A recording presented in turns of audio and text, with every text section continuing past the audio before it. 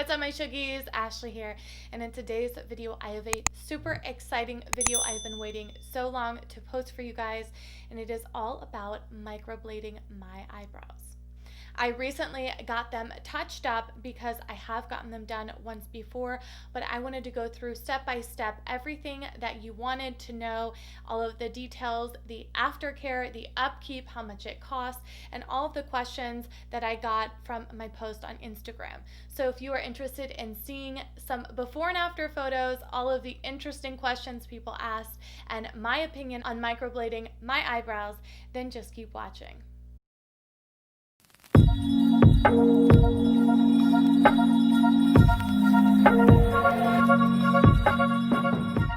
All right, you guys, let's jump into it. I wanted today to be super casual, super chill, and just all about the questions that you guys have for me and all of the information I can give to you if you are interested in getting your eyebrows microbladed. Now, through the course of this video, I have taken some pictures, I think one almost every single day for the past at least a week, so you can see the progression of my healing brows from start to finish. I'm also going to go through some questions that you asked. I put out a poll on my Instagram asking you guys anything you wanted to know about microblading, so I'm going to answer those, and then of course go through the aftercare, the cost, who I went to, all of that sort of thing. So let's go ahead and jump into it. First, I'm going to answer the questions that you guys asked, and then I will go into the pictures so you guys can see. So the first question I have is, was this the first time having your brows microbladed? And it is not. It is actually technically the second time. So I did get my eyebrows microbladed for the first time in about September, October of last year, so 2019.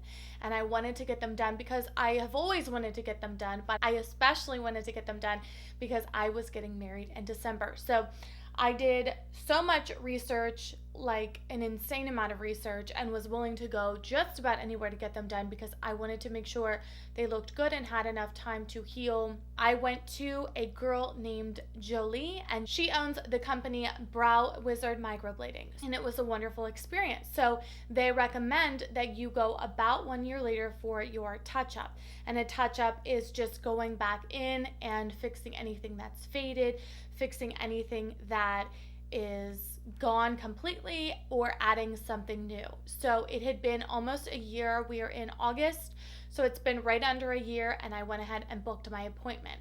I didn't want to book it too far in advance, so I wanted to get something a little bit sooner than what she had available. So I looked at all of the other people that work underneath her that she has trained and worked with very closely, and I came across a girl named Wink Doctor. That's her Instagram name, and her name is Sara, and her work was amazing. So of course, because she was trained and working under Jolie, I was totally comfortable going to her.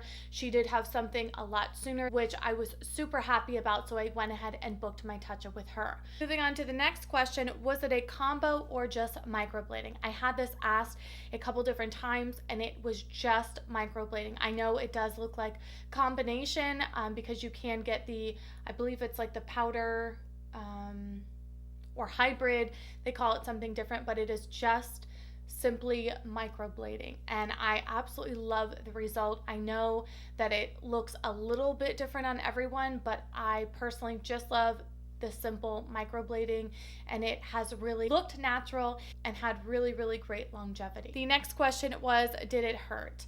It does hurt initially because they do have to go in with the blade and do the first mark out of all of the hairs, and then they are able to put on the numbing cream, and then once the numbing cream's on, you feel nothing. But when I went for my touch-up with Sara, she did tell me that if I did want to come in early, I could, and they could put the numbing cream on, so that would help a little bit with the initial pain.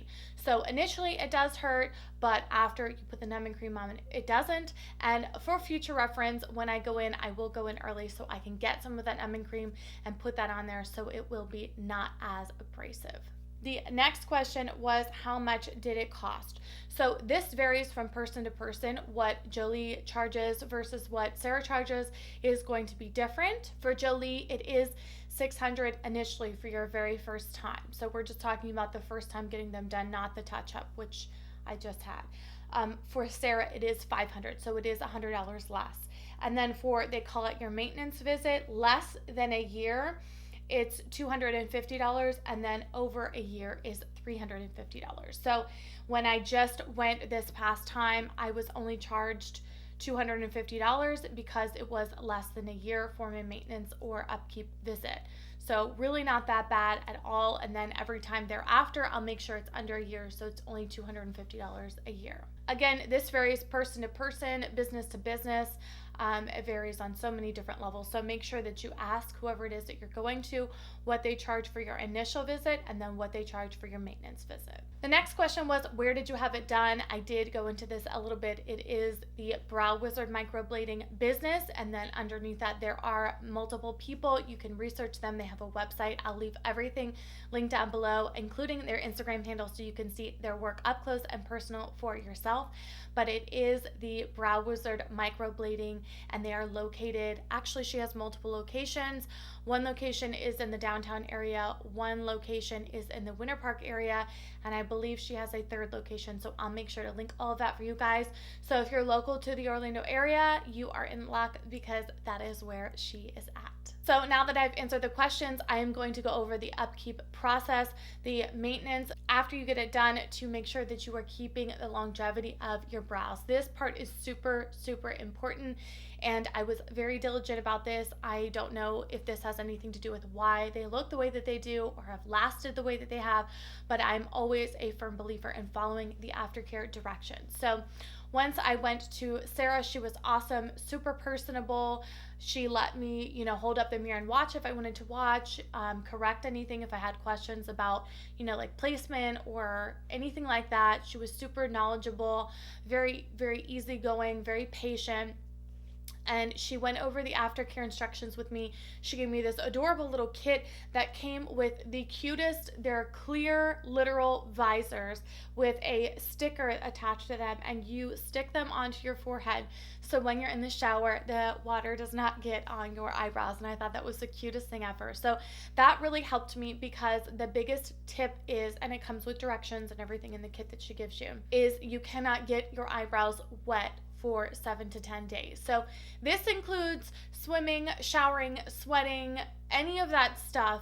You are not supposed to get them wet. So I know this is really hard to do because we like to shower and we like to work out and we like to be in the hot Florida sun, but it is really important to keep them dry. Another thing that she gave me in order to help facilitate this process was this gel, and you put the gel on the night that you get it done and then every morning thereafter for 3 to 4 days. And I'm telling you, this stuff was like liquid cement. It's clear, it looks like a brow gel. You brush it on and it congeals and hardens to your brows, and they are not going anywhere. So I'm assuming this helps facilitate the healing process as well as keep them dry and moisture free. So again, that's helping that healing process that I really, really loved, and comes with these little cute pink Q-tips, so you can just dab it on and then throw the Q-tips away. So I kept my kit very close to me with the directions in there in case I had any questions. So fairly simple aftercare instructions. It's just really important that for 7 to 10 days, you are not getting them wet. You are not peeling at them, flaking at them, any of that stuff.